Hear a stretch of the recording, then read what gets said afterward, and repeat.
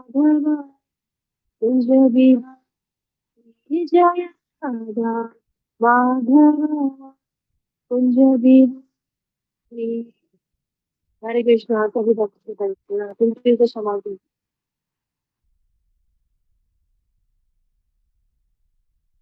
माता जी ओम नमो भगवते वासुदेवाय नहीं बोले माता जी। माता जी, वो प्रभु जी ने सिर्फ राधा माधव गाने के लिए कहा था, प्रणाम मंत्र। अच्छा अच्छा, ओके ओके ओके माता जी, क्षमा कीजिए। ठीक है माता जी, आप बताने का हरे कृष्णा सेवा पूजन भरत प्रणाम। तो हरे कृष्णा सभी भक्तों का स्वागत है। हरे कृष्णा प्रभु जी, आपके चरणों में कोटि कोटि प्रणाम। ठीक है आनंद में माता जी, आपके चरणों में कोटि प्रणाम। हरे कृष्णा धन्यवाद प्रणाम। जपा वर्कशॉप आज के जो नाम अपराध के ऊपर हमारा टॉपिक रहेगा। और कल हमने जो पढ़ा था उसमें आपको हमने ऑफेंसेस अगेंस्ट होली नेम नाम अपराध तक हमने पढ़ लिया था। तो 3 स्टेजेस भी हमने डिस्कस कर ली थी कल के सेमिनार में, शुद्ध नाम, नाम आभास और नाम अपराध की। ठीक है, तो सबसे पहले स्टेज जिसमें हम रहते हैं वो है नाम अपराध। तो यहाँ से हम आज का जो सेशन है वो शुरू करेंगे। उसके बाद हम नाम आभास समझेंगे। तो नाम अपराध को समझने के लिए 10 नाम अपराध हमें समझना पड़ेगा। फिर नाम आभास स्टेज को थोड़ा हम समझेंगे, फिर शुद्ध नाम को हम समझेंगे शुद्ध नाम क्या है। शुद्ध नाम के बारे में थोड़ा बहुत पढ़ लिया था, है ना, कि ये कैसे होता है, उसके बारे में मैं आपको थोड़ा बहुत बता दूंगा। लेकिन मेन है हमारा नाम अपराध, जिसमें हम सभी अभी इस समय जिस चीज से हम सबसे ज्यादा संघर्ष कर रहे हैं वो है नाम अपराध स्टेज, है ना। तो उसके बारे में हम आज सुनेंगे, श्रवण करेंगे। शुरू करते हैं आचार्यों से वंदना करके। ओम नमो भगवते वासुदेवाय। ओम नमो भगवते वासुदेवाय। ओम नमो भगवते वासुदेवाय। नारायणं नमस्कृत्यं नरं चैव नरोत्तमं देवीं सरस्वतीं व्यासं ततो जयमुदीरये। नष्टप्रायेषु भद्रेषु नित्यं भागवत सेवया भगवती उत्तम श्लोके भक्तिर्भवति नष्टकीम्। कृष्णाय वासुदेवाय देवकी नंदनाय च नंदगोपकुमाराय गोविंदाय नमो नमः। सभी भक्तों को मैं ऑडिबल में, am I audible to everyone? मेरी आवाज सबको आ रही है?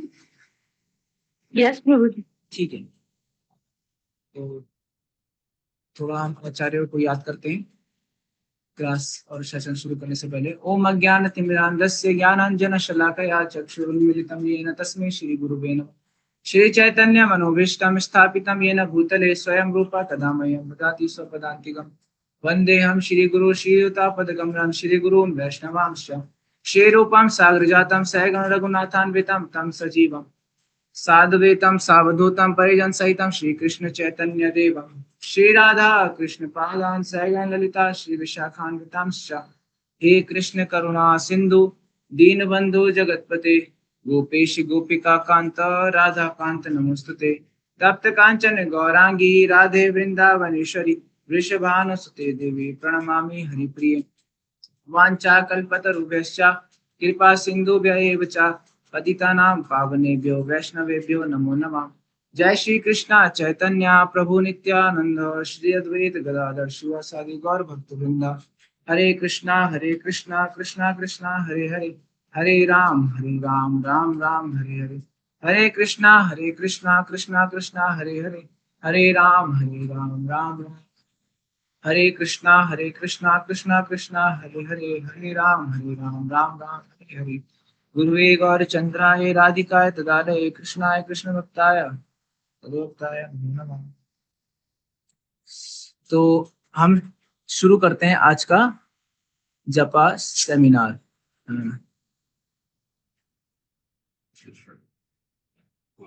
तो हम जैसे कि हमने कल पढ़ा था शुद्ध नाम।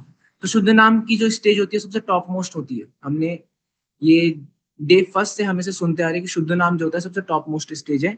और उसी के लिए उसी स्टेज को प्राप्त करने के लिए हमें नाम जप करना चाहिए। हमें नाम जप इसलिए नहीं करना चाहिए कि हम इस संसार में जिस वस्तु को प्राप्त करना चाहते हैं, यदि कोई व्यक्ति धन चाहता है तो उसे धन मिल जाए, वो सोचता है कि मुझे धन मिल जाएगा, मुझे जॉब मिल जाएगी तो मैं नाम जप छोड़ दूंगा, मेरा नाम जप का यही लक्ष्य है। तो हमें इसके लिए नाम जप नहीं करना है। बहुत सारे लोग इस चीज के लिए नाम जप करते हैं, तो जब तक उनकी जॉब नहीं लगती तब तक बहुत अच्छे से नाम जप करते हैं, 16 माला जप कर लेते हैं सुबह उठ के, और सारे नियमों का पालन करते हैं, पूजा अर्चना करते हैं, भगवान की सेवा करते हैं, जैसे ही जॉब लगती है सब छोड़ देते हैं, तो ये गलत है। या फिर किसी को धन चाहिए, या फिर किसी को अच्छा रिजल्ट चाहिए, पेपर में अच्छे मार्क्स चाहिए, तो इसके लिए नाम जप करते हैं। तो वास्तविकता में ये तो भौतिक चीजें हैं, ये तो आपको मिलेगी ही। यदि आपको इस संसार का सबसे बहुमूल्य चीज, क्योंकि कृष्ण प्रेम है, भगवान का प्रेम, जिन्होंने संपूर्ण जगत को बनाया, उनका प्रेम मिल रहा है, तो क्या आपको भौतिक चीजें नहीं मिलेगी? यदि भगवान जो सब कुछ देने वाले हैं वो प्रसन्न हो रहे हैं आपसे, तो क्या वो आपको भौतिक चीजें नहीं देंगे? भौतिक चीजें भी दे देंगे। यदि आपको आध्यात्मिक चीजें मिल रही हैं तो फिर भौतिक चीजें तो आपको मिल ही जाएंगी। तो वास्तविकता में हमारा जो लक्ष्य होना चाहिए वो होना चाहिए शुद्ध नाम।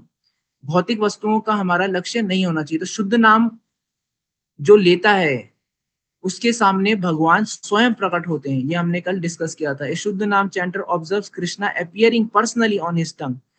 भगवान उनकी जीवा में स्वयं से प्रकट होते हैं। ये हमने कल पढ़ा था, हम उसे रिवाइज कर रहे हैं। This is the pure stage of chanting, और यही वो अवस्था है जबकि जो कि जिसको कि हम सबको प्राप्त करना है। ये सबसे प्योरेस्ट स्टेज है चैंटिंग की।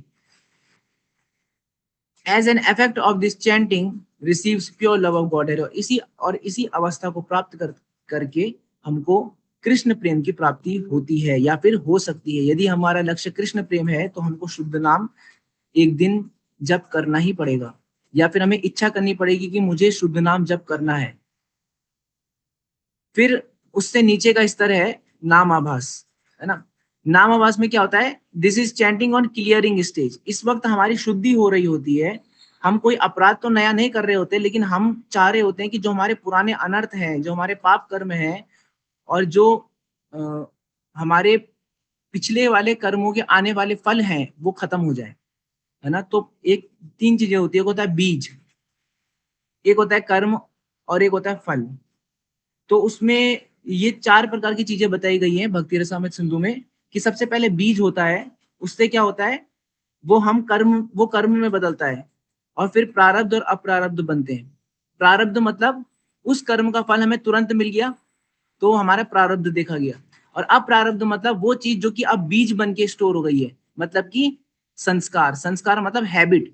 उस चीज को, किसी भी चीज को यदि हम 25 दिन तक कंटिन्यूअसली करें, सेम हैबिट को, मतलब सेम रूटीन को अगर हम फॉलो करें, तो वो हमारी हैबिट बन जाती है। तो वो जो हैबिट है वो क्या हो जाता है? अप्रारब्ध। और उससे मिलने वाला जो हमें फल है वो रहता है प्रारब्ध। तो इस प्रकार से पूरा कर्मों का विज्ञान है। ये भक्ति रसामृत सिंधु में समझाया हुआ है। तो नाम आभास स्टेज में हम उस बीज को खत्म कर रहे हैं। कर्मों का जो बीज है, जो अप्रारब्ध है, हम उनको खत्म कर रहे हैं। प्रारब्ध तो हमें नहीं मिल रहा अभी, और हम ऐसे कोई कर्म भी नहीं कर रहे हैं गंदे, लेकिन जो बीज है, जो पहले संस्कार पड़ चुके हैं, जो हैबिट्स हमारी बन चुकी है, उनको हम जड़ से खत्म कर रहे हैं। तो वो होती है क्लियरिंग स्टेज, मतलब अनर्थों का पूर्णता नाश करना, पूर्णता नाश होना। तो ये है this is chanting on clearing stage. आभास मीन्स रिफ्लेक्शन। इसमें हमें भगवान का आभास होता है। नाम में भगवान है, इस चीज का हमको क्या होता है? प्रतिबिंब हमको दिखता है, या फिर आभास हमको होता है। This is there is deliberate endeavor to avoid offenses and to hear the holy name with full attention।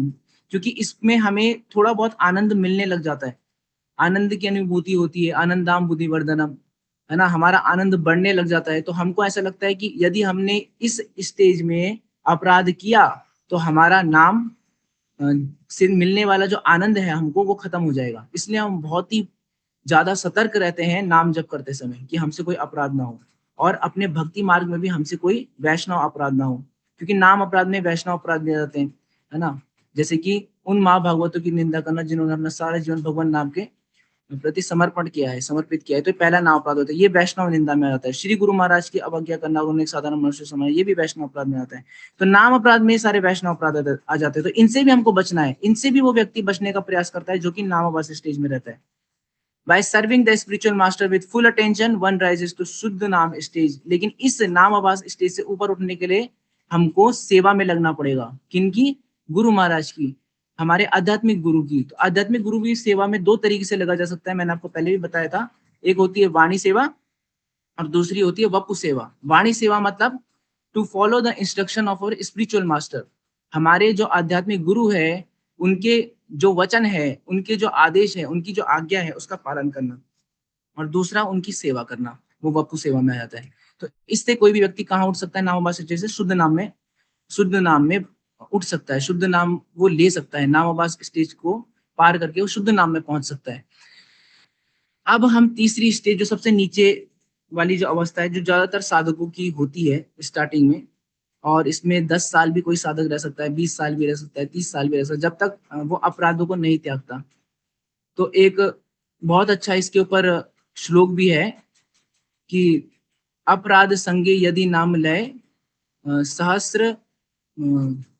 सहस्र साधना ताई फल न है। मतलब कि यदि कोई व्यक्ति अपराधों के साथ नाम लेता है तो वो कितनी ही तपस्या कर ले, नाम जप करते समय उसे भगवान का प्रेम नहीं प्राप्त हो सकता है ना। ये बहुत अच्छा एक श्लोक है शास्त्रों का। तो इसलिए हमें इस अवस्था से, जो नाम अपराध अवस्था है, इससे हमें बचना है। यही हमारा क्या है? लक्ष्य है। तभी हम शुद्ध नाम तक पहुंच सकते हैं। तो नाम अपराध स्टेज में हम समझेंगे, पहला चैंटिंग विद ऑफेंसेस। इसमें होता है जब हम नाम अपराध स्टेज में रहते हैं तो हम अपराध के साथ हम क्या करते हैं? चैंटिंग करते हैं। As long as the chanting is performed with offenses, it is absolutely impossible to attain love of Godhead. जब तक हम हरिनाम का जप अपराधों के साथ कर रहे हैं, तब तक हम कभी भी कृष्ण प्रेम को प्राप्त नहीं कर सकते। जैसे कि हम सुबह सुबह बोलते हैं कि बहु जन्म यदि कोई करे श्रवण कीर्तन, तब वो तन ना पाए कृष्ण पदे प्रेम धन। यदि कोई जीव जन्म जन्मांतर तक कृष्ण भक्ति करता है, मतलब जन्म जन्मांतर मतलब कितने जन्म उसके बीत जाए, जन्मों जन्मों बस कृष्ण भक्ति कर रहा है, मतलब नाम जप कर रहा है, लेकिन साथ ही साथ ये 10 नाम अपराध भी करता है। वो 10 नाम अपराध बहुत इंपॉर्टेंट है। तो उसे भगवान श्री कृष्ण के चरण कमलों में प्रेम की प्राप्ति कभी नहीं हो सकती। तो वो कभी भी भगवान का कृष्ण प्रेम प्राप्त नहीं कर सकता। Nothing else should be aspired than to progress to the next stage as quickly as possible. Offenses has to be given up. तो कोई भी चीज जो है वो भक्ति में इससे ज्यादा इंपॉर्टेंस नहीं रखती कि हम अगली स्टेज में बढ़े। मतलब हमें भक्ति में अगली स्टेज में बढ़ना ही पड़ेगा। हमें नाम अपराध की स्टेज को छोड़ करके नाम आभास की स्टेज में जाना ही पड़ेगा, वरना हम भक्ति से गिर जाएंगे। भक्ति में और कुछ भी इंपॉर्टेंट नहीं है अपने इन नाम अपराधों को छोड़ने से ज्यादा, है ना। तो इससे बढ़कर और कोई भी हमारी सफलता नहीं होगी भक्ति मार्ग में या फिर जीवन में भी, इस भौतिक जीवन में, कि हम अपराधों का त्याग करके इस नाम अपराध की स्टेज को छोड़ करके नाम आभास की स्टेज में पहुंचे। इससे बड़ी हमारी इस जीवन में कोई उपलब्धि नहीं हो सकती, सक्सेस नहीं हो सकती, है ना। तो offences against the holy name. तो अब हम शुरू करते हैं ऑफेंसेस से, है ना, कि क्या क्या नाम अपराध होते हैं। 10 नाम अपराध बहुत इंपॉर्टेंट है समझना। तो पहला अपराध जैसे कि आपको पता ही है, to blaspheme the devotees who have dedicated their life for spreading the glories of the lord. उन महाभगवतों की निंदा करना जिन्होंने अपना सारा जीवन भगवान नाम के प्रचार एवं प्रसार में समर्पित किया है। इसको ही वैष्णव अपराध बोला जाता है और इसको हाथी मठ अपराध भी बोला जाता है। क्यों? क्योंकि ये अपराध ऐसा है जैसे कि एक पागल हाथी होता है।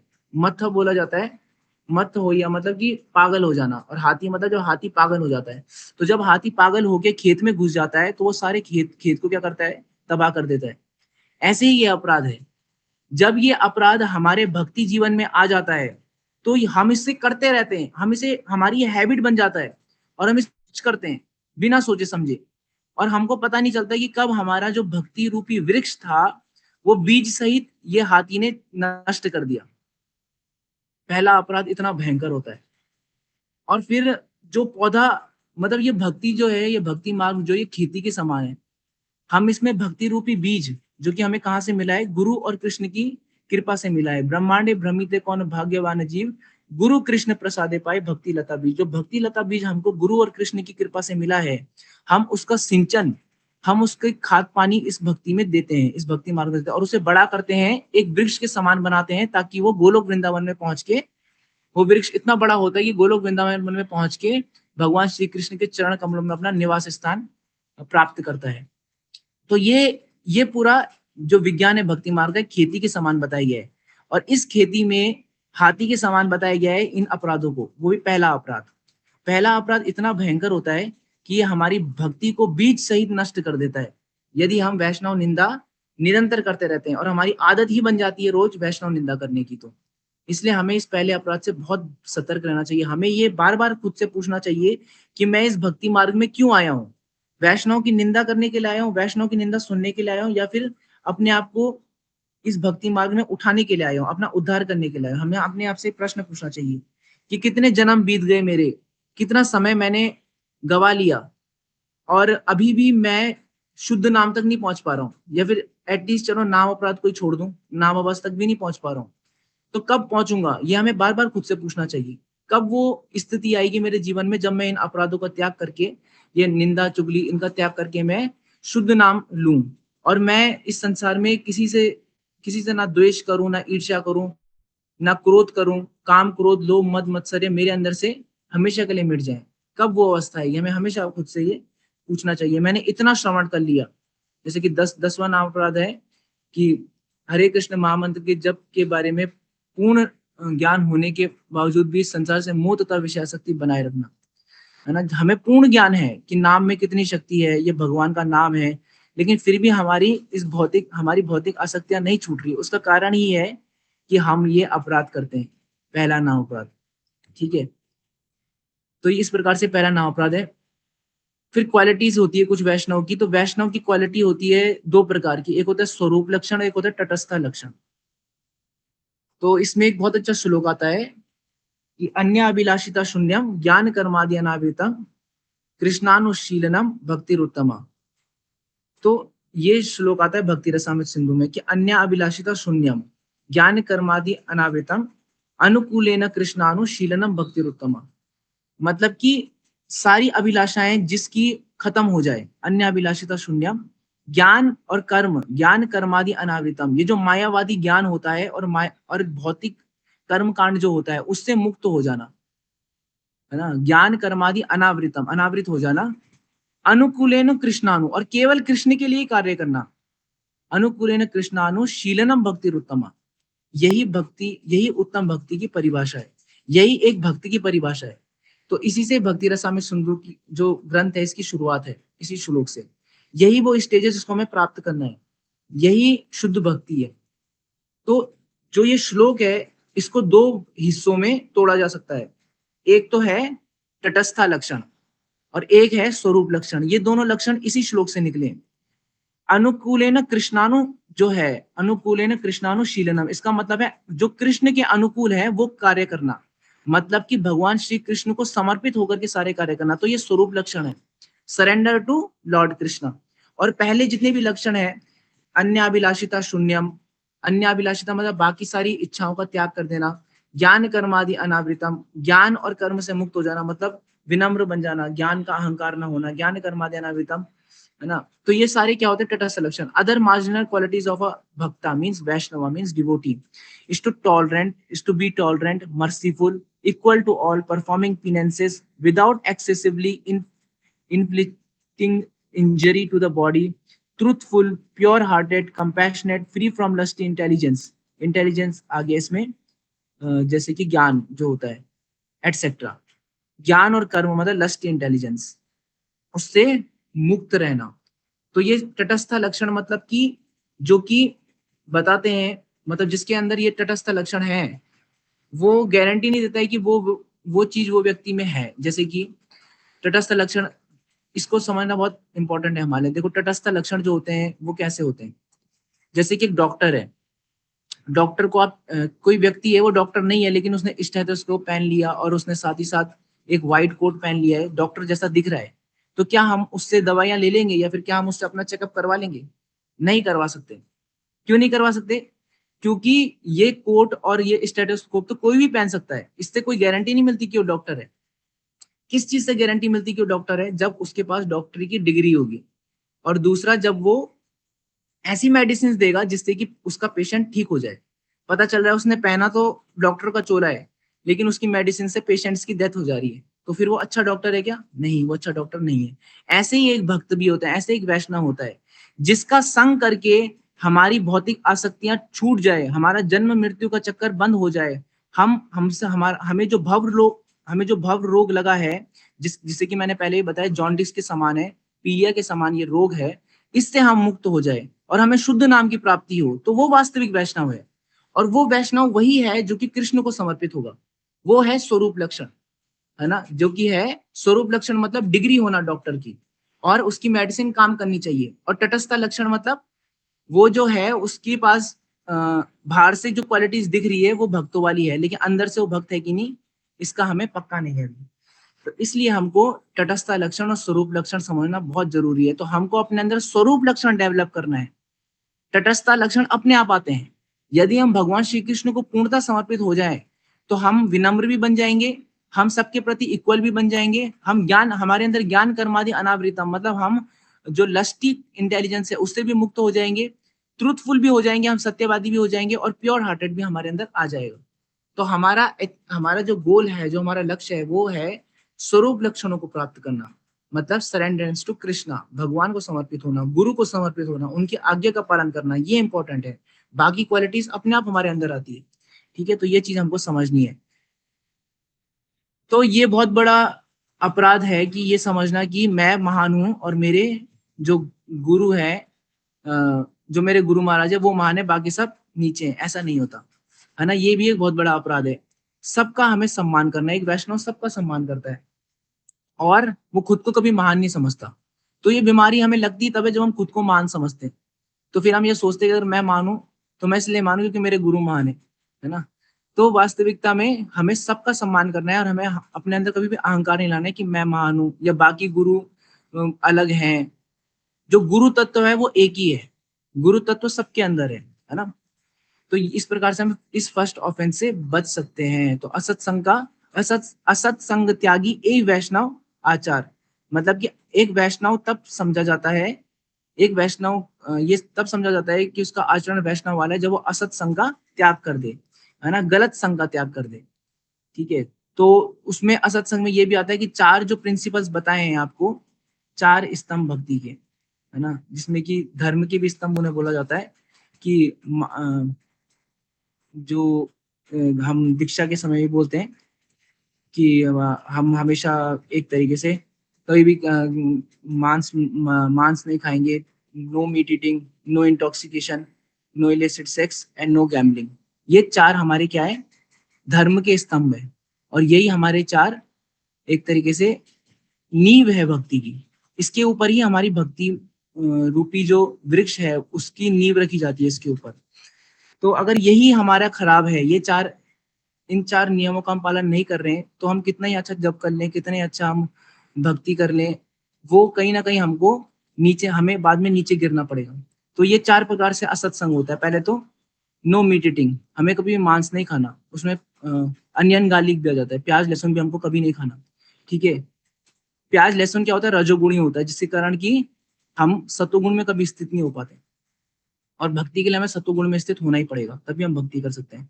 फिर नो मीटिंग, नो इंटॉक्सिकेशन, हमको कभी भी नशा नहीं करना है, किसी भी टाइप का नशा, चाय और कॉफी, ये इस टाइप का भी नशा नहीं करना है ना। तीसरा नो इलिसिट सेक्स, मतलब कि असत्संग में ऐसी कोई स्त्री का जो पराई स्त्री है उनका हमें कभी संग नहीं करना है, हमें सबको माता के समान देखना है। प्रभुपाद जी कहते थे मातृवद परदारेशु पर द्रव्येशु लोष्टवत, ये चाणक्य नीति है।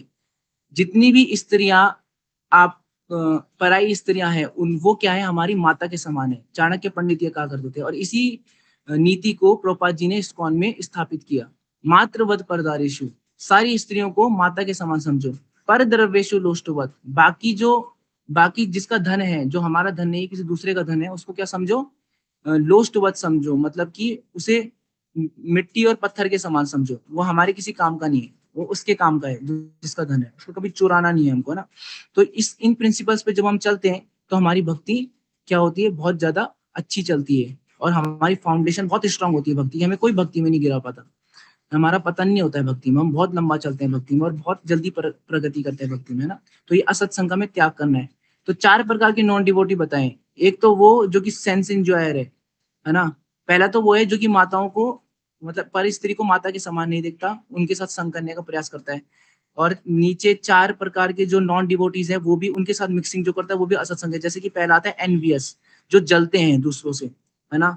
और ईर्ष्या किसके अंदर होती है, जो भौतिकवादी होता है, जो सेंस इंजॉयर होता है, जो भोग करना चाहता है। फिर दूसरा मायावादी, मायावादी भाष्य सुने होइले सर्वनाश। चैतन्य महाप्रभु कहते हैं कि हम मायावादियों का भाषण नहीं सुनना है, ज्यादा ज्ञान नहीं हमें अर्जित करना है कि हम अहंकारी हो जाएं, क्योंकि मायावादियों के पास बहुत ज्ञान होता है, आप उनसे शास्त्रार्थ में कभी नहीं जीत सकते, है ना। उनके पास उन्होंने इतने शास्त्र पढ़े होते हैं, उनको संस्कृत भी आती है ना, पाणिनि भी पढ़ लेते हैं, तो उनसे हम ज्यादा ना उलझे, क्योंकि जब हम उनका भाष्य सुनेंगे तो हमारा भी सर्वनाश होने के चांसेस हैं। इसलिए पहली जब हम वैष्णव अपराध की जब हम नाम अपराध की अवस्था में होते हैं तो हमें मायावादियों को ज्यादा संग नहीं करना चाहिए, उनका भाष्य नहीं सुनना चाहिए, उनसे शास्त्रार्थ ज्यादा नहीं करना चाहिए। प्रिटेंडर जो दिखावा करता है उनका भी हमें ज्यादा संग नहीं करना है, और अथिस्ट नास्तिक का भी हमें ज्यादा संग नहीं करना है ना। तो whoever kills or blasphemes a Vaishnav, and whoever is envious of a Vaishnav or angry with him, or whoever does not offer him obeisances or not feel joy upon seeing a Vaishnav, ये सब वैष्णव अपराध मत है, certainly falls into a hellish condition। हमें इन सब से बचना है। हम सब किसी ना किसी मात्रा में सब चीजें करते हैं, इसलिए हम ये बता रहे हैं कि हमें इनसे बचना है, इसलिए हम ये पढ़ रहे हैं, है ना। तो ये सब पहले नाम अपराध में आता है, ठीक है। तो हमें इसके लिए ये भी समझना पड़ेगा कि 3 प्रकार के वैष्णव होते हैं, उत्तम वैष्णव, मध्यम वैष्णव, कनिष्ठ वैष्णव। कनिष्ठ वैष्णव स्टार्टिंग के होते हैं, जो नए भक्त जुड़ते हैं उनको कनिष्ठ वैष्णव बोला जाता है। तो कनिष्ठ वैष्णव जो होते हैं वो बहुत स्टार्टिंग स्टेज में होते हैं, तो इसलिए उनके प्रति यदि अपराध हो जाए तो उससे भी हमारी भक्ति क्या होती है, कम होती है। लेकिन यदि हम क्षमा मांग ले हृदय से भगवान के सामने या उनसे क्षमा मांग ले तो हमारी भक्ति ठीक हो जाती है। मध्यम वैष्णव का अपराध करने से हमारी भक्ति 6 महीने 7 महीने हमें कोई आनंद नहीं आएगा भक्ति में, हमारी भक्ति खत्म हो जाएगी, ऐसे ऐसे लगेगा। तो हमें उनसे भी क्षमा मांगनी चाहिए। और उत्तम वैष्णव के प्रति जो अपराध होता है फिर हमारी भक्ति बीज सहित खत्म होने का एक तरीके से खतरा रहता है कि हमारी भक्ति बीज सहित खत्म हो जाएगी, फाउंडेशन ही हमारी खत्म हो जाएगी अगर उत्तम वैष्णव जो शुद्ध भक्त है उनके प्रति अपराध हो जाए तो। इसलिए हम जब भी धाम में जाएं, वहां किसी शुद्ध भक्त के हमें दर्शन हो जाए तो उनसे बहुत सतर्क रहना चाहिए। वो जितना जल्दी हमको भक्ति में उठा सकते हैं उतनी जल्दी हम उनके प्रति अपराध करके भक्ति में गिर भी सकते हैं, है ना। तो दोनों फायदे हैं शुद्ध वैष्णव का संग करके, मतलब फायदा भी है और नुकसान भी है। शुद्ध भक्तों का यदि संग कर लिया और उनसे अच्छी चीजें सीख ली और उसको अपने जीवन में अप्लाई कर लिया, फिर उनकी कृपा प्राप्त कर ली, तो आप बहुत जल्दी भक्ति में उठ जाओगे, बहुत जल्दी तरक्की होगी और आपका नाम जब अच्छा होने लगेगा, आपके अंदर आनंद आनंद की अनुभूति होगी, आपको उमंग इंथुसियास्टिक उत्साह निश्चय धैर्य, ये सब तत्त कर्मा प्रवर्तनात्, उत्साह आ जाएगा, निश्चय आ जाएगा, धैर्य आ जाएगा, सब कुछ आ जाएगा आपके अंदर, सारे लक्षण आ जाएंगे भक्ति के। लेकिन जैसे ही उनके प्रति अपराध होगा तो चुटकियों में सारी भक्ति खत्म हो जाएगी। तो ये एक तरीके से नुकसान भी है और बहुत ज्यादा फायदा भी है उनका संग करके। जितना कोई उत्तम वैष्णव होता है ना, तो ये इतने प्रकार के हमारे वैष्णव होते हैं, तो मैंने उनके बारे में आपको बताया। तो अभी हम जाते हैं सीधे दूसरे नाम अपराध पे। तो इसका रेमेडी यही है कि यदि किसी के प्रति हमारा अपराध हो जाए तो हमको उनसे क्षमा मांग लेनी चाहिए, या फिर अगर वो हमारे पास नहीं है, हमसे दूर है, हमारे पास उनका नंबर भी नहीं है, हम उससे बात नहीं कर सकते किसी वजह से, तो हमें भगवान से क्षमा मांगनी चाहिए और अपने हृदय से पश्चाताप करना चाहिए और प्रयास करना चाहिए कि हम फिर ऐसी गलती ना करें जो हमने पहले करी है ना। उनकी निंदा करने का फिर हम दोबारा प्रयास ना करें, ठीक है। हमें हृदय से इस चीज का ध्यान रखना चाहिए, सतर्क हो जाना चाहिए, और अपने जो दीक्षा गुरु हैं, जो शुद्ध भक्त हैं, उनसे हमें इन चीजों को डिस्कस करना चाहिए, तो वो उपाय अवश्य बताते हैं सब चीजों का। फिर सेकंड ऑफेंस है to consider the names of demigods like Shiva और Brahma to be equal to और independent of the name of lord Vishnu. तो भगवान शिव ब्रह्मा आदि के नामों को भगवान के नाम अथवा उनसे शिव ब्रह्मा आदि के नामों को भगवान नाम से स्वतंत्र समझना, है ना, स्वतंत्र अथवा उनके समान समझना। तो ये भी एक प्रकार का अपराध है। ये भी बहुत सारे लोग नहीं समझ पाते कि इस अपराध का मतलब क्या होता है। तो ये हम आपको बताते हैं। भगवान श्री कृष्ण जो है वो सुप्रीम एब्सोल्यूट ट्रूथ है, उनकी पोजीशन ये है ना, कि उनसे ऊपर कोई नहीं है, उनके समान भी कोई नहीं है, वो असमूर्त है। He is not subjected to the laws of material world, है ना। ये सब हमें जानना बहुत जरूरी है भगवान के बारे में। He is the Lord of universe, he exist beyond the 3 modes of material nature, he possesses transcendental body and is in pure goodness, he is the master of Golok, he is the essence and source of Lord Vishnu। हमें ये सब कुछ जानना जरूरी है भगवान श्री कृष्ण के बारे में, तभी हम इस अपराध से बच सकते हैं। तो कहां से पता चला? शास्त्र बताते हैं एकला ईश्वर कृष्ण आर सवभृत्या और यथा तरोर मूल निषेचन, मतलब कि जैसे कि पेड़ की जल को पानी देने से सारा पेड़ क्या होता है, हरा भरा हो जाता है, वैसे ही भगवान श्री कृष्ण की सेवा करने से सारे देवी देवता उसमें उनमें आ जाते हैं, उसमें आ जाते हैं, और वो सबको हम क्या कर देते हैं, सबकी हम सेवा कर लेते हैं केवल भगवान श्री कृष्ण की सेवा करने से। जैसे कि भगवान श्री कृष्ण ने अपना विराट स्वरूप दिखाया था अर्जुन को और बोला था कि हे अर्जुन, तुम मेरे अंदर ही सब कुछ देख लो। तो उससे हमें पता चलता है गीता में कि भगवान के अंदर ही सब कुछ है और भगवान से ही सब निकले हैं। तो यदि कोई भगवान को संतुष्ट कर देगा तो वो स्वयं ही सबको संतुष्ट कर देता है, सारे जीवों को, क्योंकि भगवान खुद कहते हैं कि सारे ही जीव जो है वो मेरे अंश है ना। ममे वांचो जीव लोके जीव भूता सनातना मना शस्त्राणि इंद्रियाणि प्रकृति स्थानी कर्षति। सारे जीव जो है वो मेरे अंश हैं, लेकिन इस भौतिक प्रकृति के संपर्क में आकर के मन, मना शस्त्राणि इंद्रियाणि, मन और इंद्रियों के कारण ये सब बन जाते हैं और क्या क्या हो जाते हैं, मुझको भूल जाते हैं।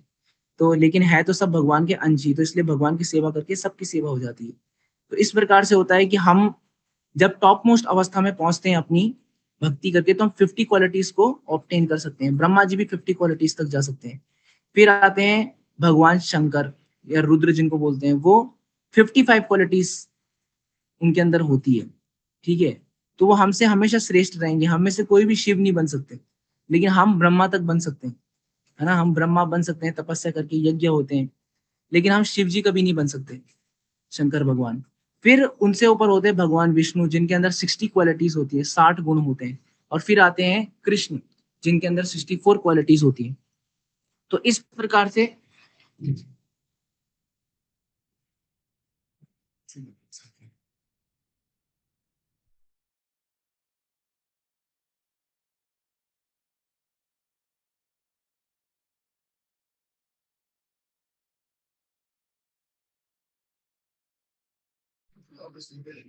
तो इस प्रकार से हम ना तो कभी शंकर भगवान बन सकते हैं, ना ही हम शिव बन सकते हैं, ना ही हम विष्णु बन सकते हैं, और ना ही हम कृष्ण बन सकते हैं। सबका तत्व अलग है, ठीक है। फिर एनालॉजी इस प्रकार से दी जाती है कि सोर्स जो है वो भगवान श्री कृष्ण है। इसलिए बोला जाता है कि शिव ब्रह्मादि देवों को भगवान से स्वतंत्र अथवा उनके समान समझना। मतलब कि वो भगवान से स्वतंत्र नहीं है। स्वतंत्रता का अर्थ है कि उनका जो स्रोत है वो अलग नहीं है, वो उनका स्रोत जो है वो भी भगवान श्री कृष्ण है, स्वतंत्र नहीं है वो भगवान श्री कृष्ण में ही, भगवान श्री कृष्ण ही उनका आधार है ना। और समान समान भी नहीं है वो भगवान के समान कोई नहीं है। भगवान के पास 64 क्वालिटीज है और सबके पास अलग अलग क्वालिटीज है। तो पुरुष अवतार हो या फिर जीव हो, जीव मतलब हम सब जीवात्मा है, हम सब क्या है, या फिर देवी देवता हो, हम सब अपने गुणों को भगवान श्री कृष्ण से ही क्या करते हैं, प्राप्त करते हैं। In the same way as an electric bulb receives its energy from the power station, जैसे कि जो हमारे घरों में बल्ब रहते हैं वो पावर स्टेशन से अपनी बिजली को लेता है, वैसे ही ये सारे देवी देवता भगवान श्री कृष्ण से ही अपनी शक्तियों को अर्जित करते हैं। देवी देवता हो गए, शिव जी हो गए, ब्रह्मा जी हो गए, या फिर हम खुद, हमारा भी स्रोत कौन है, भगवान श्री कृष्ण ही। तो थर्ड ऑफेंस में भी हम ज्यादा, थर्ड ऑफेंस है to disobey the orders of the spiritual master. आज का सेशन थोड़ा लंबा रह सकता है, हम ट्राई करेंगे 10 के 10 अपराधों को पूरा करें और फिर हम क्वेश्चन आंसर लेंगे। तो थर्ड ऑफेंस में क्या है, to disobey the order of spiritual master. पहला अपराध जो होता है वो हाथी के समान है, तो तीसरा अपराध भी बहुत इंपॉर्टेंट है। तीसरा अपराध भी बहुत भक्त करते हैं, बहुत सारे साधक करते हैं जाने अनजाने में ही, कि वो अपने गुरु को, अपने आध्यात्मिक गुरु को साधारण समझ लेते हैं। किस कारण से, क्योंकि उनको क्या दिखता है कि इनका भी तो हमारी तरह भौतिक शरीर है, तो फिर ये भी साधारण है ना। लेकिन यही क्या हो जाता है, अपराध हो जाता है यहीं पे। तो हम जो गुरु होते हैं हमारे आध्यात्मिक गुरु, हम उनका अपराध क्यों करते हैं, क्योंकि हम उनको साधारण समझ लेते हैं। तो श्री गुरु महाराज की अवज्ञा करना या उन्हें साधारण मनुष्य समझना, साधारण मनुष्य समझने के कारण हम उनका अपराध करते हैं। तो इसलिए इसके ऊपर एक बहुत बड़ा बहुत ही अच्छा श्लोक आता है शास्त्रों में कि संप्रदाय विहीना ए मंत्रस्ते निष्फलामता।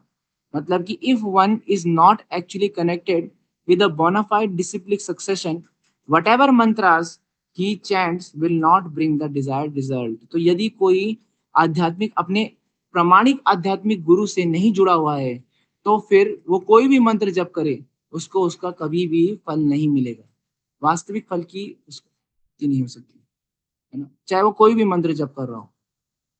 तो शिला प्रभुपाद इसमें बताते हैं कि जो स्पिरिचुअल मास्टर है वो कौन है। वो है the humble servitor of the personality of Godhead. वो भगवान के विनम्र दास हैं, सेवक हैं। But the disciple must look upon him as the manifested representation of God है। लेकिन एक शिष्य को अपने गुरु को भगवान के स्वरूप ही समान ही समझना चाहिए। To envy such an acharya is to envy the personality of Godhead himself. तो उनसे ईर्ष्या करना या फिर उनकी अवज्ञा करना भगवान श्री कृष्ण की अवज्ञा करने के समान है। तो जैसे कि हम सुबह सुबह मंगल आरती में भी गाते हैं कि साक्षात हरि त्वेना समस्त शास्त्रे किंतु प्राप्त। तो इस तरीके से किंतु प्रभोर्या प्रिय तस्या वंदे गुरु श्री चरणारविंदम। तो साक्षात हरित्वेना, वो साक्षात भगवान हरि के समान है ना। तो इसलिए हमें उन्हें हरि के समान समझना है। किंतु प्रभोरिया, लेकिन वो भगवान हरि नहीं है। वो क्या है, वो उनके प्रिय है। प्रिय है क्योंकि वो उनके सेवक हैं, इसलिए हमें उनकी वंदना करनी चाहिए, इसलिए हमें उनका सम्मान करना चाहिए भगवान के समान। क्योंकि अगर उनके प्रति अपराध हो गया तो साक्षात भगवान के प्रति अपराध हो जाता है। इसमें बताया जाता है तो साक्षात हरित्वेन समस्त से उक्तस्तथा भाव यते साध्वी किंतु प्रभोर्या प्रिय एव तस्या तन्मे श्री गुरु चरणारविंदम विंदम, है ना। तो इस प्रकार से हम सुबह सुबह गाते हैं। तो स्पिरिचुअल मास्टर की कैरेक्टरिस्टिक है कि कौन एक प्रामाणिक गुरु होता है। तो उनके अंदर ये सारी क्वालिटीज होनी चाहिए। He knows the science of Krishna, he can control the six surgeon, जैसे कि उपदेशामृत के पहले श्लोक में बताया जाता है। वेदर अ ब्राह्मण, अ शूद्र, अ हाउस होल्डर और सन्यासी, he is able to liberate the living entity from the cycle of birth and. अगर उसके अंदर ये क्वालिटीज है तो वो किसी भी वर्ग में हो, वो जीवात्माओं का उद्धार कर सकता है और वो गुरु बनने के योग्य है, अगर उसके अंदर ये क्वालिटीज है तो। How to serve the spiritual master, ये भी इसमें बताया है। अभी हम अगले नाम अपराध में की ओर बढ़ते हैं। तो अगला नाम अपराध है, इसमें बताया है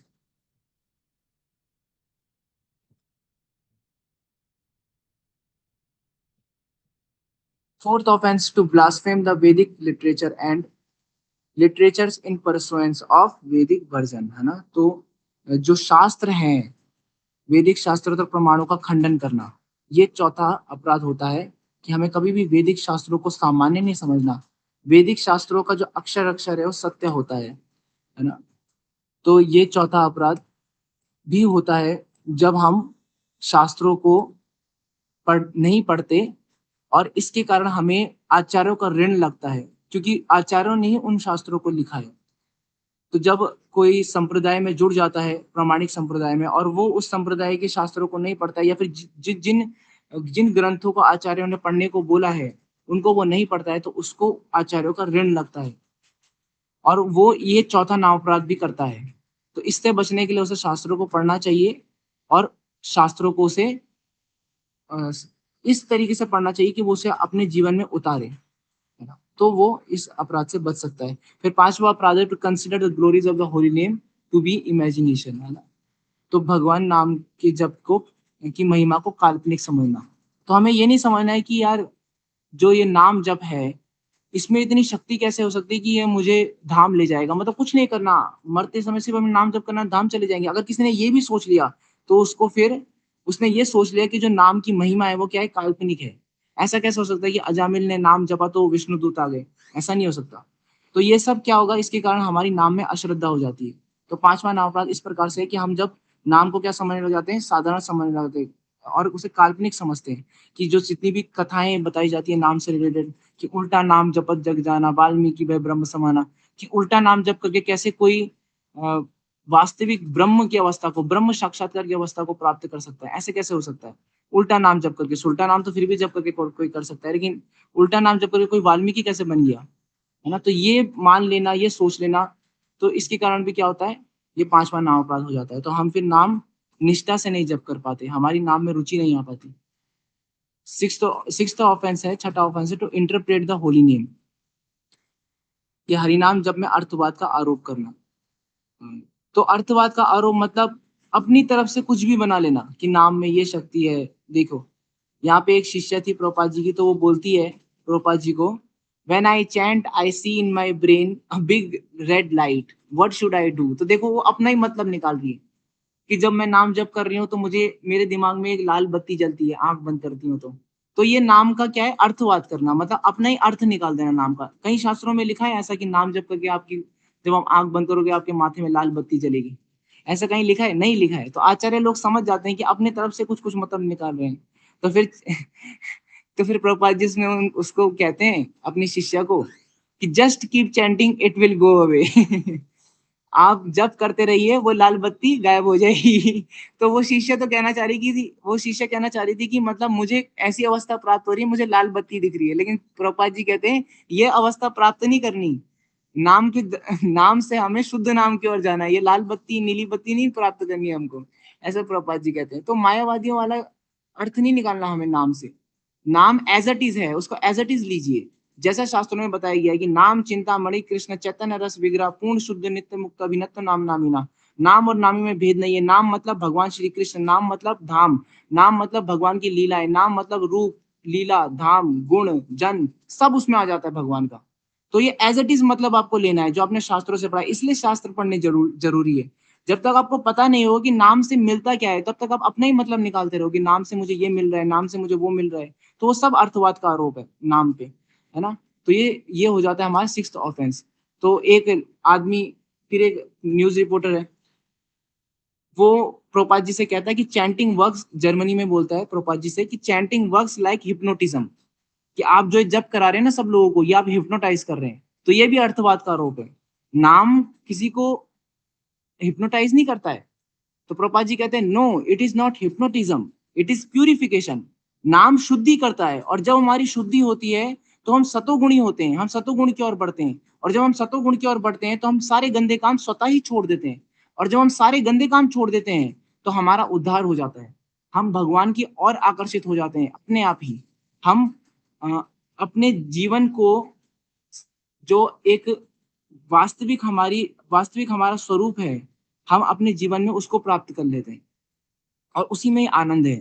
हमें वास्तविक आनंद की अनुभूति होने लग जाती है क्योंकि हम शुद्ध होते चले जाते हैं। तो ये नाम से हमें प्राप्त होता है, इससे हम कोई हिप्नोटाइज नहीं हो जाते। ठीक है, तो ये प्रभुपाद जी उसको उत्तर देते हैं उस व्यक्ति को जो ऐसा कहता है।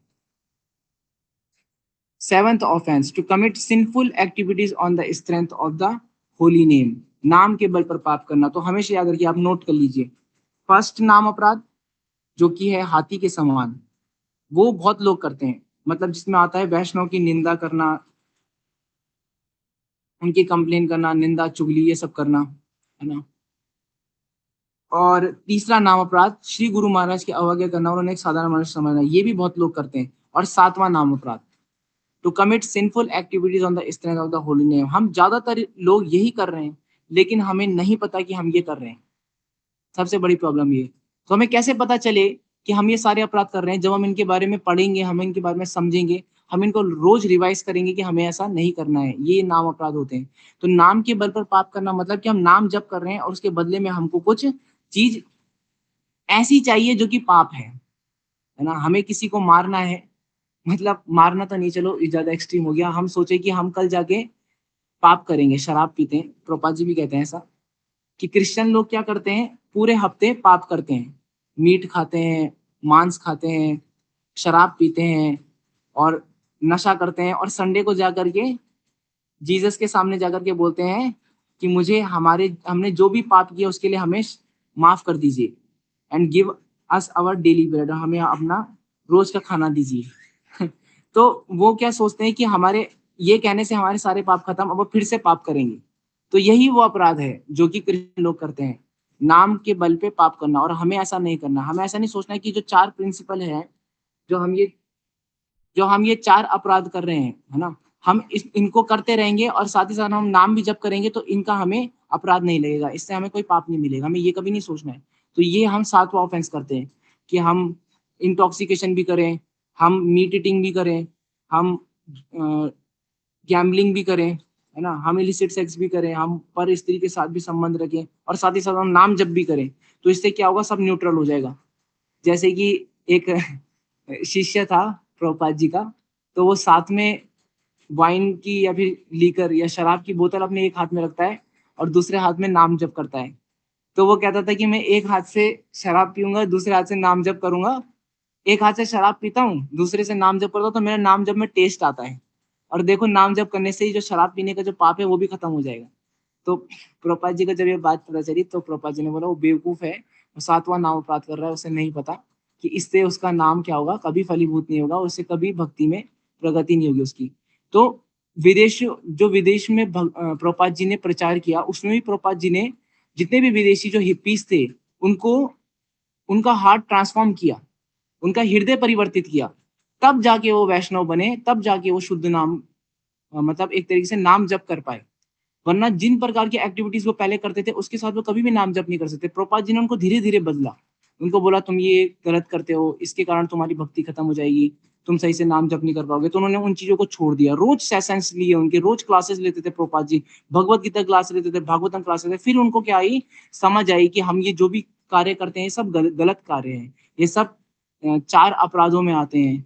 4 नियमों का हम क्या कर रहे हैं, तोड़ रहे हैं। 4 नियमों को हम रोज तोड़ते हैं।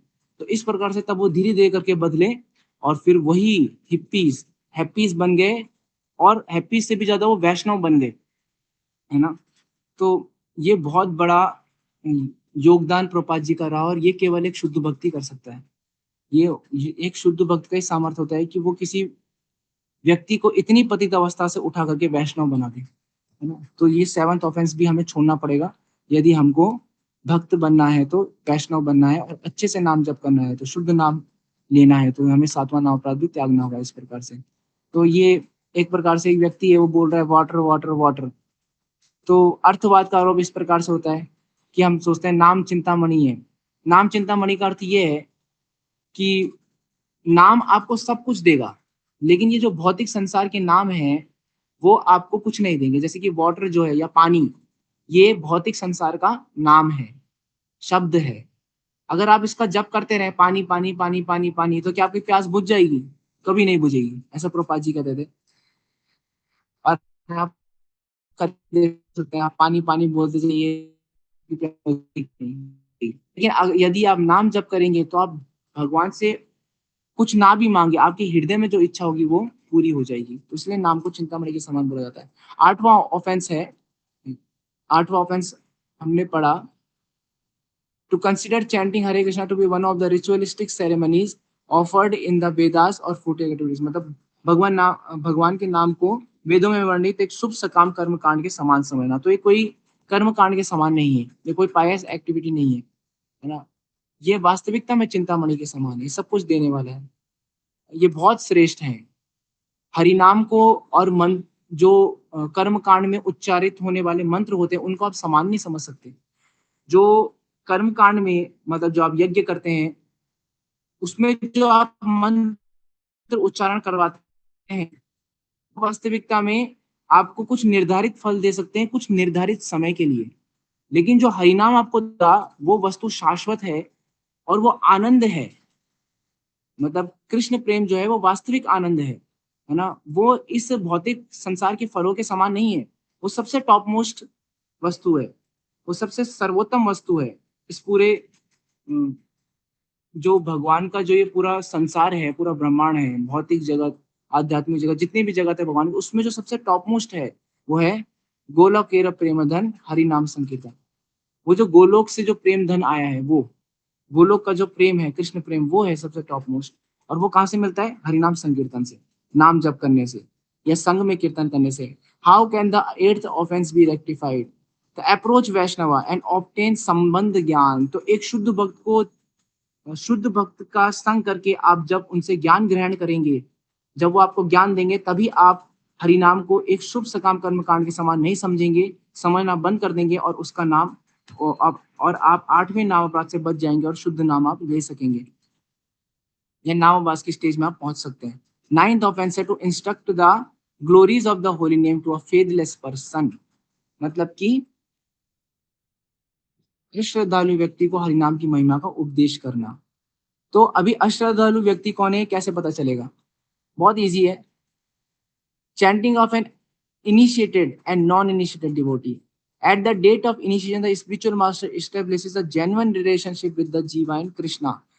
तो जब हमारी वास्तविकता में दीक्षा हो जाती है एक प्रामाणिक संप्रदाय से। प्रामाणिक संप्रदाय के दीक्षा गुरु से जब हमारी दीक्षा होती है तो उस वक्त हमारा संबंध क्या होता है, जुड़ जाता है डायरेक्ट भगवान श्री कृष्ण से अ, हमारे दीक्षा गुरु के द्वारा। तो दीक्षा काले शिष्य करे आत्मसमर्पण, तेई गुरु करे आत्म मतलब कि जब दीक्षा होती है हमारी तो उस समय में जो शिष्य होता है उसका संबंध डायरेक्ट कृष्ण से हो जाता है। किसके द्वारा? दीक्षा गुरु के द्वारा। ये श्लोक ये बताते हैं। तो एट द टाइम ऑफ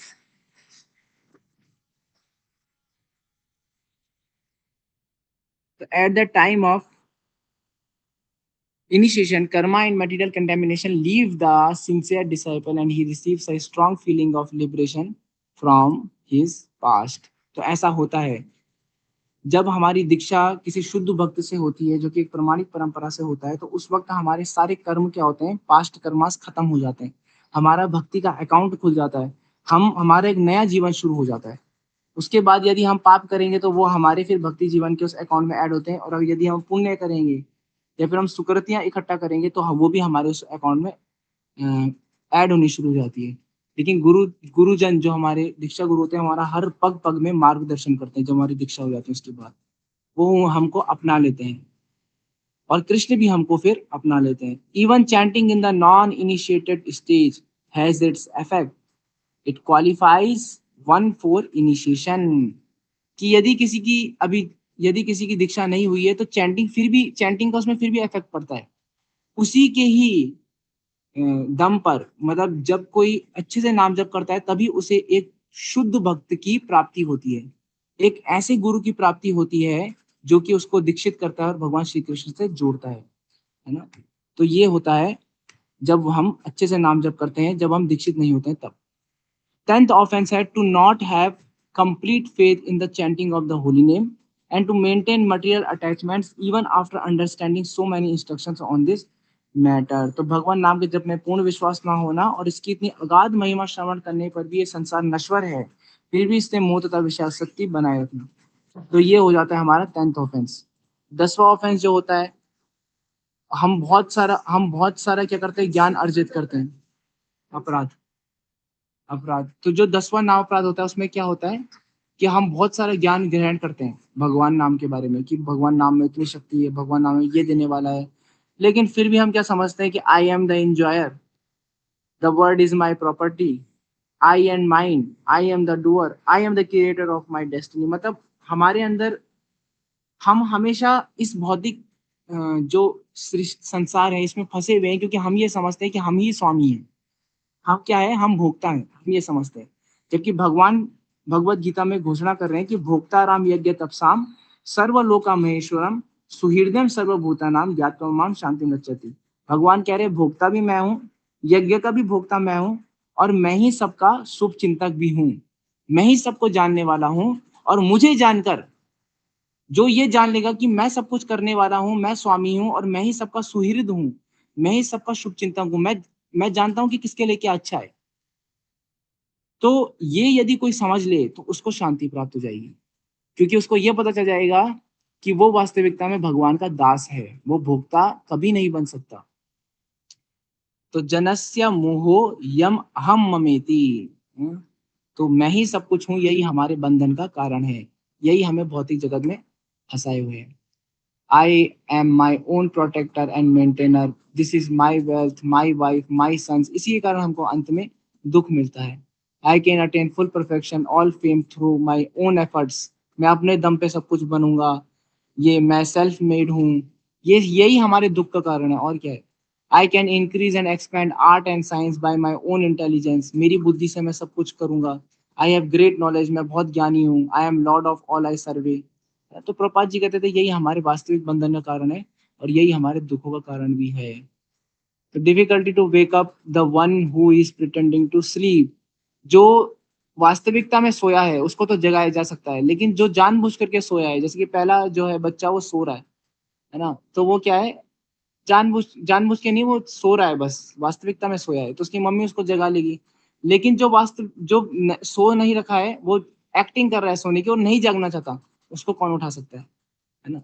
तो वेक अप स्लीपिंग सोल्स, हम कितना ही चिल्ला ले वेक अप स्लीपिंग सोल्स, लेकिन जो उठना ही नहीं चाहता है, जिसने कान बंद कर रखे हैं अपने हाथों से, उसे कोई नहीं जगा सकता। लेकिन जो बेचारा निष्कपट है, निष्कलंक है, जो बस पतित है लेकिन कपटी नहीं है, उसको माता आके, उसकी मम्मी आके जगा लेती है। तो उसको संत जन मिलते हैं, गुरुजन मिलते हैं, तो वो जाग जाता है, भक्ति जाती है। तो कंक्लूजन यही है नाम अपराध से बचने का, कि the 10 offences to the chanting of holy name can easily be given up if we, है ना, बहुत आसानी से इनसे बचा जा सकता है यदि हम serve the holy Vaishnavas and not criticise हम।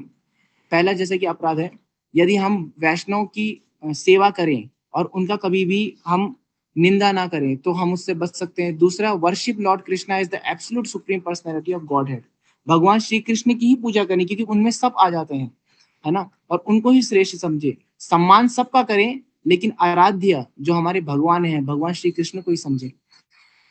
तीसरा है, respect the spiritual master who initiates one into the holy name, है ना, रिस्पेक्ट करिए अपने आध्यात्मिक गुरु की, जिन्होंने जिनकी वजह से आपको शुद्ध नाम मिला है। जो गुरुजन होते हैं हमें डायरेक्ट शुद्ध नाम देते हैं, लेकिन हम अपने अपराधों के कारण उस शुद्ध नाम को ना लेके नाम अपराध की अवस्था में उसको जप करते हैं, लेकिन धीरे धीरे करके हम उठ जाते हैं।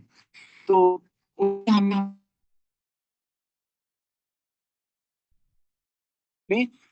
थोड़ा तीसरा, reveal the glories of the holy name, हमें उन उन वैदिक शास्त्रों का हमेशा गुणगान करना चाहिए जिससे कि हमें भगवान नाम की बारे में पता चला, भगवान नाम के बारे में पता चला।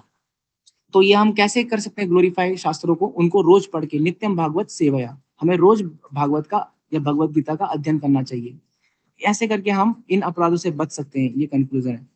तो हम यही में खत्म करते हैं अपनी जपा वर्कशॉप की फाइनल क्लास, और आशा है कि आप सभी को समझ में आया होगा, अच्छा लगा होगा वर्कशॉप। तो किसी का कोई कमेंट है, कोई करेक्शन है, कोई कॉम्प्लीमेंट, तो वो, और कोई क्वेश्चन है तो वो भी जो बता सकते हैं, पूछ सकते हैं। हरे कृष्ण। हरे कृष्णा प्रभु जी, थैंक यू सो मच प्रभु जी इतनी अच्छी क्लास के लिए।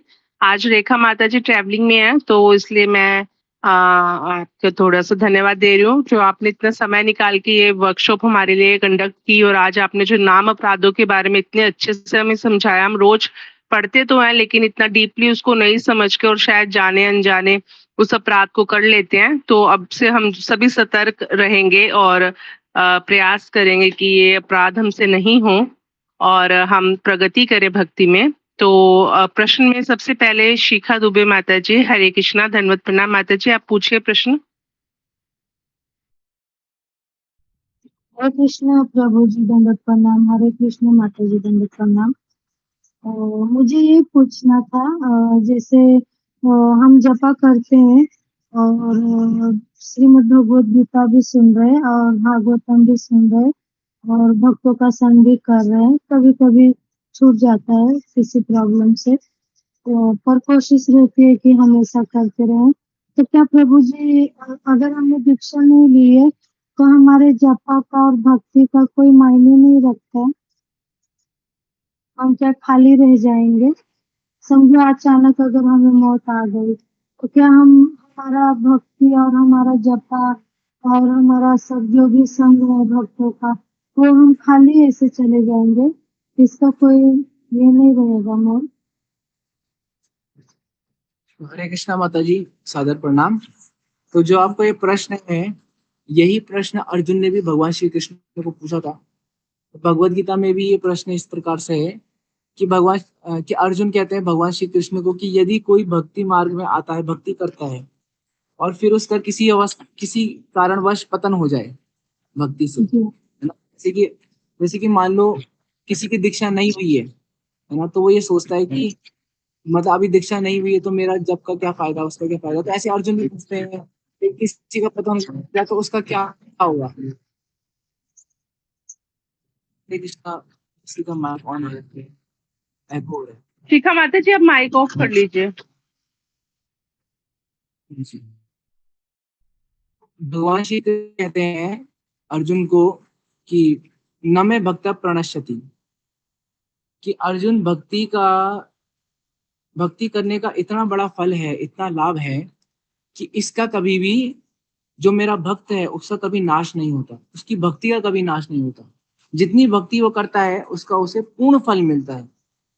तो ऐसे ही गुरु महाराज भी कहते हैं और प्रभुपाद जी भी बोलते थे कि यदि कोई हृदय से किसी को भी गुरु मानता है और भले ही उसकी दीक्षा ना हुई हो, लेकिन वो उसके बताए हुए जो उनके गुरु जो बता रहे हैं, जिसको गुरु मानता है, उनके सारे नियमों का पालन कर रहे हैं, जिसमें कि प्राइमरी नियम तो 4 नियम है, उनका भी वो पालन कर रहे हैं। साथ ही साथ जो उनके गुरु बोलते हैं, उनकी रोज क्लास सुनते हैं, उनका नियमों का पालन करते हैं, तो वो भी दीक्षित ही हैं। और ये बहुत बड़ा स्टेटमेंट है।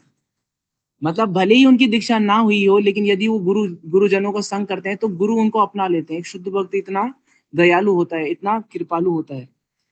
तो इतनी मतलब वास्तविकता में वो मतलब जो शुद्ध भक्त होता है वो इतना दयालु होता है कि वो विनम्रता उनमें इतनी होती है कि यदि कोई उनकी कही भी बात का पालन कर रहा है तो भले उन्होंने उनको दीक्षा ना दी हो, वो उनको अपना शिष्य मान लेते हैं। गुरु महाराज तो कहते हैं कि बाकी सब फॉर्मेलिटी होती है, वो जो यज्ञ में बैठना वो सब, लेकिन यदि कोई मेरे वचनों का पालन कर रहा है और वो अच्छे से नाम जप कर रहा है तो वो मेरा ही शिष्य है। ऐसे प्रभुपाद जी से भी एक बार शिष्य पूछते हैं कि प्रभुपाद जी, यदि कोई आपकी पुस्तक पढ़ ले और उसकी आपसे दीक्षा ना हुई हो, वो कभी इस्कॉन में ना आया हो, आपसे ना मिला हो, लेकिन उसने पढ़ लिया और आपके जो आपने भगवत गीता में लिखा है उसे करने का प्रयास कर रहा है, प्रैक्टिस करने का प्रयास कर रहा है, तो उसका क्या गति होगी? तो प्रभुपाद जी कहते हैं उसकी भी वही गति होगी जो एक दीक्षित शिष्य की गति होगी, जिसने मुझसे दीक्षा ली, क्योंकि वो भी मेरे ही वचनों को फॉलो कर रहा है, प्रयास कर रहा है और अच्छे से कर रहा है। तो इसलिए हमें दीक्षा का मतलब समझना है कि दीक्षा मतलब क्या होता है। तो दीक्षा का मतलब यही है कि दीक्षा काले शिष्य करे आत्मसमर्पण। दीक्षा मतलब है कि जब कोई जीव किसी शुद्ध भक्त को आत्मसमर्पित कर लेता है, खुद को उसकी शरणागति ले लेता है, उसको खुद को क्या कर देता है, समर्पण कर देता है उसके आगे अपना, तो वही वास्तविक दीक्षा है। और अगर कोई दीक्षा लेने के बाद अपने गुरुजनों की आज्ञा का पालन नहीं कर रहा है और जो वो कह रहे हैं उनका विपरीत कार्य कर रहा है और उनको नहीं मानता है, उनको उनकी निंदा करता है, तीसरा नाम अपराध कर रहा है, अवज्ञा कर रहा है, तो वो दीक्षित होकर भी दीक्षित नहीं है। ये भी स्टेटमेंट है। ठीक है, तो वास्तविकता में भक्ति बहुत, ये जो भक्ति का विज्ञान है ये भौतिक विज्ञान से बहुत अलग है। भौतिक विज्ञान में हम क्वालिफिकेशंस देखते हैं, हमें सर्टिफिकेट्स लगते हैं ये प्रमाणित करने के लिए कि देखो मैंने यहाँ से डिग्री ली है, मैंने इतना बड़ा कॉलेज पढ़ा है, मैंने ये किया है, उसके लिए क्या होती है, डिग्री मिलती है हमको। लेकिन भक्ति का जो प्रमाण होता है, भक्ति में जो प्रमाण होता है वो हमारे कर्मों से, गुणों से होता है। हम कितने शरणागत हैं, है ना, हम कृष्ण को कितना शरणागत है, ये हमारी वास्तविक क्या है, प्रामाणिकता है। हम गुरु को कितना शरणागत है, ये हमारी प्रामाणिकता है। यदि गुरु बोले कि आपको ये कार्य आज करना है, तो अगर हम उसे आज कर रहे हैं कि नहीं कर रहे हैं, ये हमारी क्या है, परीक्षा है। तो प्रभुपाद जी भी कहते थे कि समर्पण या सरेंडरेंस का मीनिंग क्या होता है, तो उसका मीनिंग प्रभुपाद जी बताते थे, to do anything at any time on the instruction of your spiritual master without any return. मतलब कि किसी भी समय और जो भी आपके गुरु महाराज कह रहे हैं वो कार्य करना बिना किसी उससे इच्छा रखे कि उसके बदले में मुझे ये मिलेगा, उस कार्य करके उस कार्य से मुझे ये मिलेगा, नहीं। इस इच्छा को त्याग करके जिस समय आपके गुरु महाराज ने जो बोला है उस कार्य को करना, यही वास्तविक समर्पण है। जैसे कि प्रभुपाद जी के गुरु को बोला था कि विदेश जाके प्रचार, आयु थी जो समय वो था, क्योंकि उस आयु में तो जो आयु दी गई थी उस आयु में सब रिटायरमेंट ले लेते हैं, लेकिन प्रभुपाद जी फिर भी अपने गुरु to do anything any time on the instruction of spiritual master. जो आपके गुरु ने बोला है वो वास्तविक सरेंडरेंस है ना। तो ये वास्तविक दीक्षा का मतलब होता है। जी जी प्रभु जी, धन्यवाद प्रभु जी, बहुत बहुत धन्यवाद आपका प्रभु जी। हरे कृष्ण, दंडवत प्रणाम। हरे कृष्ण। और किसी का प्रश्न है? हरे कृष्ण कामिनी माता जी, आप प्रश्न पूछ सकते हैं। हरे कृष्ण प्रभु जी, दंडवत प्रणाम आपके चरणों में। मेरा भी प्रश्न जो था वो दीक्षा को लेकर ही था। मैं 84 इयर्स ओल्ड लेडी हूँ। मैं जो हूँ अभी तक मेरी दीक्षा नहीं हुई है। हाँ, मैं अपने मन से जो हूँ श्री गोपाल जी को गुरु मानती हूँ, पता नहीं मानती हूँ, अब ये मेरा मेरा अपना कहना है। अब मैं उनको उनको फॉलो कहाँ तक कर रही हूँ, ये मैं नहीं बता सकती हूँ। हाँ, भगवान की कृपा से मैं सवेरे ब्रह्म मुहूर्त में उठ कर 16 माला करा रहे हैं, भगवान मंगला आरती वगैरह ये सब कर रही हूँ। लेकिन फिर भी दूसरे वैष्णव सेवा तो नहीं मैं कर पा रही हूँ, तो कहाँ से वैष्णव सेवा कहाँ होती है अभी। तो कहता है तो मैंने अभी तक दीक्षा नहीं ली, लेकिन आज जो आपने सुनाया वो बहुत अच्छा लगा मुझे। शीला भगवान जी को बोलो तो मानती हूँ, लेकिन मैं कहाँ से फॉलो कर रही हूँ मुझे कुछ नहीं पता। हाँ, मैं 4 नियम को जरूर ये कर 2 सालों से कर रही हूँ। तो मैं कि हमारे यहाँ शुरू से कृष्ण जी के और मेरे भक्त रहे हैं, मेरे सुसर जो है वो दीक्षित थे, गौरिया मठ से, मेरा जय भी, तो मैं भी फॉलो तो करती हूँ। तो मैं मेरा क्या होगा, मैं तो मेरे को थोड़ा सा गाइड कर दिया। तो हरे कृष्णा माता जी, शायद से आपका प्रश्न ये है कि आप कैसे मतलब और ज्यादा कनेक्ट हुए प्रभुपाद जी से, है ना? जी। टाइप से आप उनको मानते हैं ऐसे गुरु। तो मैं यही कह सकती कि आप अपने कहीं भी किसी भी इस्कॉन सेंटर में जाएं और वहाँ देना, वहाँ सेवा करना शुरू करें। प्रभुपाद जी कहते हैं कि मेरे जितने भी सेंटर्स हैं इस्कॉन, वो मैं ही हूँ, है ना? प्रभुपाद जी ने बोला था कि never leave ISKCON because ISKCON is me.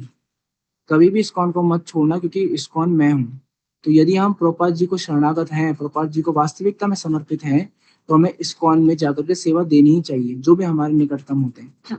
हाँ, जो प्रभु जी मैं चल नहीं सकती हूँ, मैं लाइफ में आपको मेरी मैं अभी इस लाइफ में रही हूँ कि मैं उसको जा सकूँ। हाँ, जैसे आप यहाँ पे ऑनलाइन ग्रुप से जुड़े हैं, यहाँ पे जुड़े रह करके आप जब कर सकते हैं साथ में, है ना? तो ऑनलाइन भी आप जुड़ सकते हैं, ठीक है? आप ऑनलाइन जुड़े हैं तो आपको धीरे धीरे करके अपने आप ही सब चीजें क्लियर होती चली जाएंगी कि आपको दीक्षा लेनी चाहिए, किन से लेनी चाहिए, इस तरीके से। क्योंकि दीक्षा लेना इसलिए जरूरी है, आध्यात्मिक गुरु तो मतलब वास्तविकता में गुरु जो होते हैं वो प्रकट गुरु जो होते हैं, जो कि हमारे सामने अभी हैं, वो अगर ऐसे गुरु हमें मिल जाए तो वो बहुत जरूरी है। क्योंकि हम कैसे जाने, अभी तो प्रभुपाद जी नहीं है यहाँ पे हमारे साथ प्रत्यक्ष रूप में। बुक्स के माध्यम से तो है, टीचिंग्स के माध्यम से है, इंस्ट्रक्शंस के माध्यम से है, लेकिन प्रभुपाद जी यदि साक्षात होते तो उनके इंस्ट्रक्शंस क्या होते हैं, है ना? तो दो दो मतलब फेज होते हैं गुरु के भी, एक उनके इंस्ट्रक्शंस के माध्यम से और एक जब वो प्रत्यक्ष होते हैं। तो जब हम प्रत्यक्ष गुरु का संग करते हैं तो वो हमारा उससे हमारा जल्दी क्या होती है, शुद्धिकरण होता है। तो प्रत्यक्ष गुरु कौन है? प्रत्यक्ष गुरु जो प्रभुपाद जी ने अपने शिष्यों को बनाया है, जिनको गुरु बनाया है, वो है। तो उनसे दीक्षा लेना फिर बहुत जरूरी है। हमें प्रयास करना चाहिए कि हमें इनसे दीक्षा मिले ना। उसके लिए हमें जानना चाहिए कि हम कैसे दीक्षा ले सकते हैं, क्या हमें सेवा करें। ऑनलाइन जानने का प्रयास करना चाहिए अगर हम मंदिर नहीं जा सकते तो, है ना?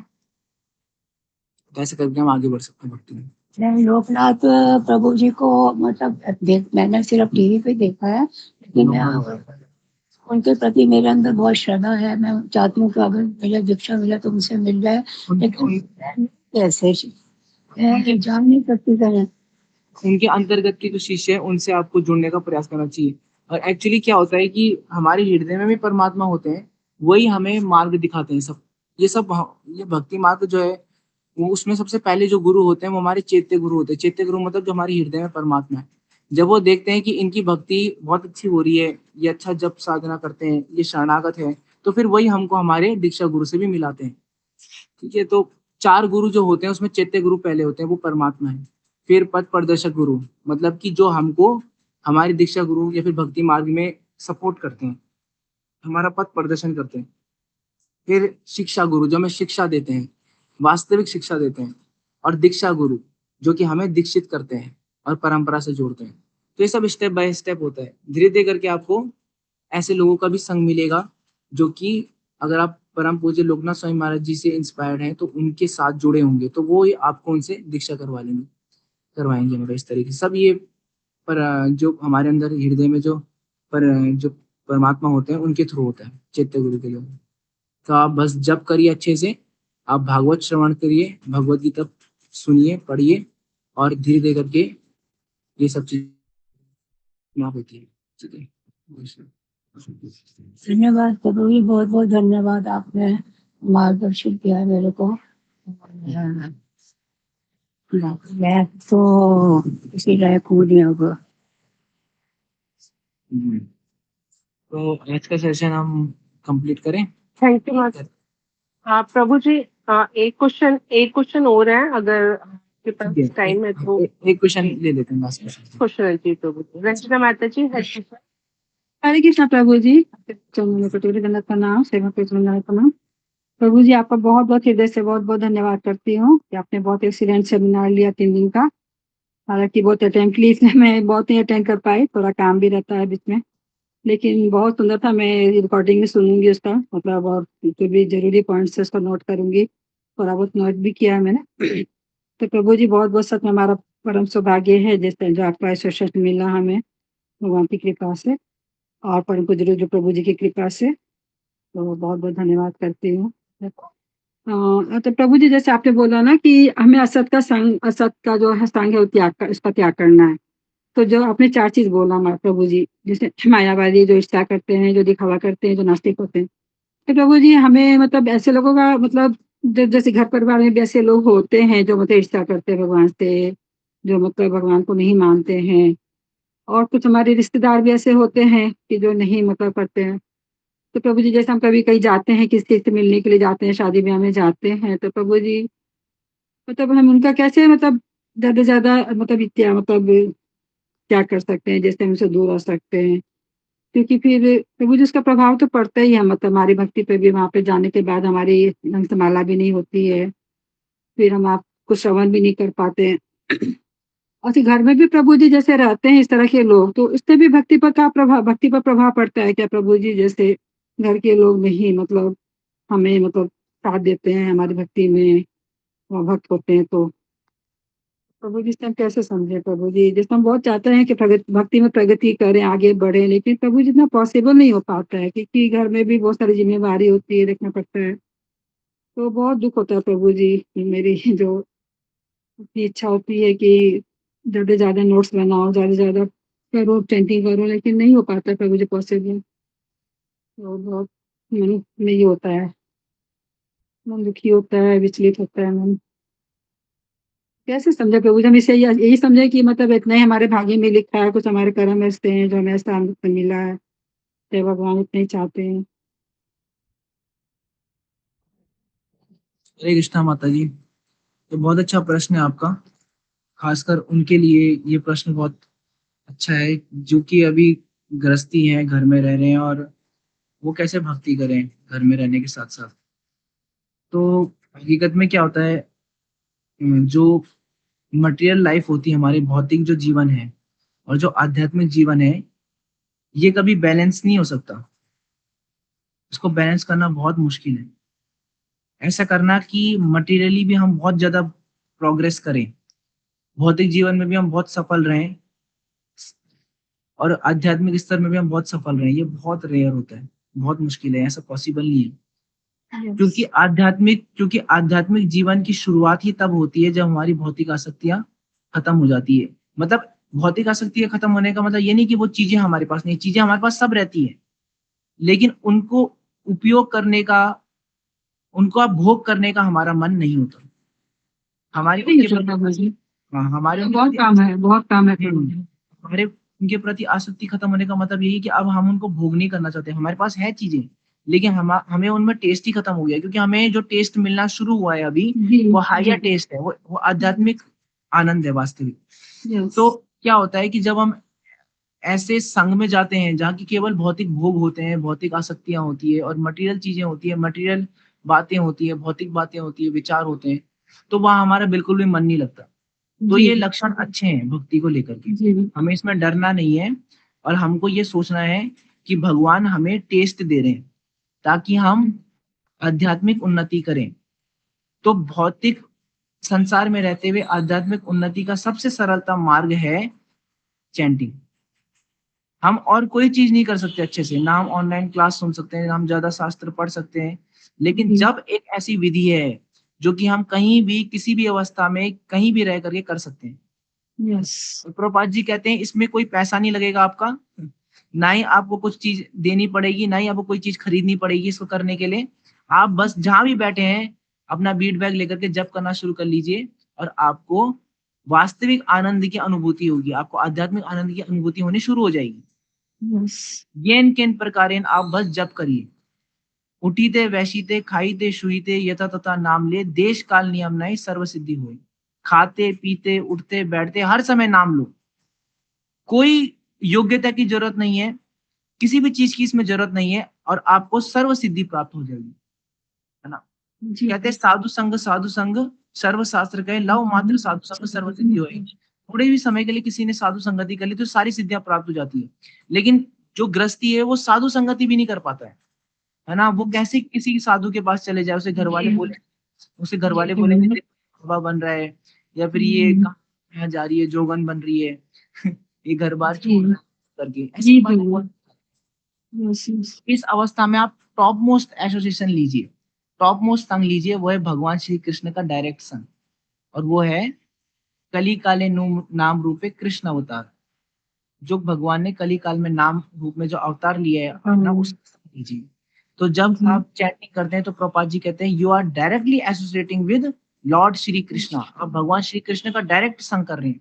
और वो आपको, आप ये अनुभूति करेंगे जब आपके मन में बहुत प्रश्न उठ रहे हो और आपकी माला अच्छी हो जाए उस दिन और आप अच्छे से जप कर लें, ये प्रार्थना करते हुए कि हे भगवान मेरे संदेहों को दूर करें, मेरे प्रश्नों का उत्तर मुझे बताएं और मुझे सही रास्ता बताएं, तो आपको सही रास्ता मिलेगा, आपको प्रेरणा मिलेगी हृदय से, है ना, यदि आप सही से जप करेंगे तो उस दिन, है ना। तो भगवान डायरेक्ट आपके प्रश्नों का आपको उत्तर दे देंगे। आपके हृदय में बैठे हुए जो परमात्मा है, जो चैत्य गुरु है, वो आपका पथ प्रदर्शन कर देंगे, वही आपके शिक्षा गुरु बन जाएंगे, वही आपके दीक्षा गुरु भी बन जाएंगे, मिला देंगे आपको दीक्षा गुरु से, जिससे कि आपका उद्धार हो जाए। वही आपको ऐसा पथ बता देंगे, ऐसा मार्ग बता देंगे।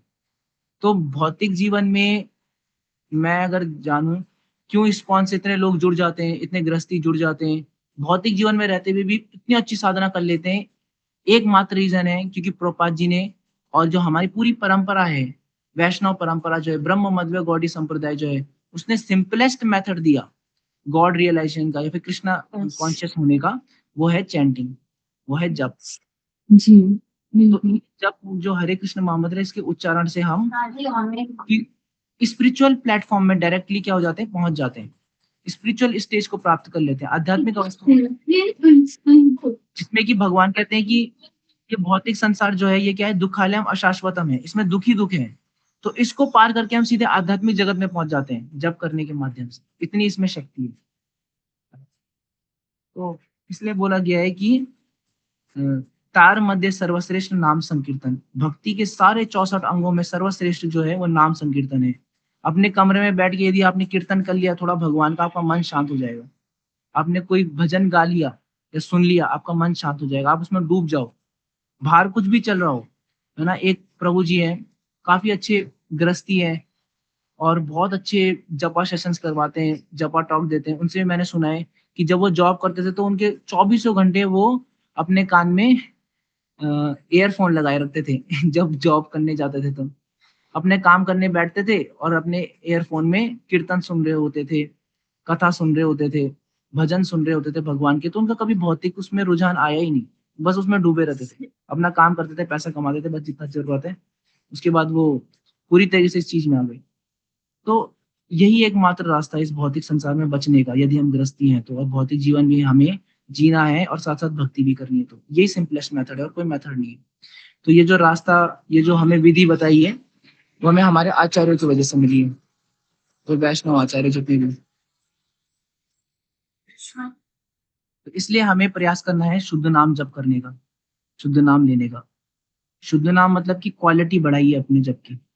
अगर आप क्वालिटी बढ़ा लेंगे तो एक माला जप भी आपको बहुत आनंद देगा, आपके सारे प्रश्नों का उत्तर दे देगा, आपको मुक्त अवस्था में पहुंचा देगा। श्री कृष्ण अर्जुन को कहते हैं कि युद्ध माम अनुस्मरा युद्धश्चा, अगर युद्ध भी कर रहे हो तो बोले मेरा स्मरण करते हुए करो, तो पाप नहीं लगेगा। तो हर किसी क्रिया को करने से पहले हमें भगवान का नाम लेना चाहिए, उनका स्मरण करना चाहिए, और फिर वो क्रिया क्या हो जाती है, शुद्ध हो जाती है। हरि बोल। हरि बोल प्रभु जी, हरि बोल। बहुत बहुत धन्यवाद प्रभु जी, बहुत बहुत धन्यवाद। तो प्रभु जी आप आपका बहुत बहुत धन्यवाद प्रभु जी, आपने इतना सारा समय हमारे लिए निकाला। रुद्र प्रभु जी का भी धन्यवाद जिन्होंने आपका संग हमें करवाया।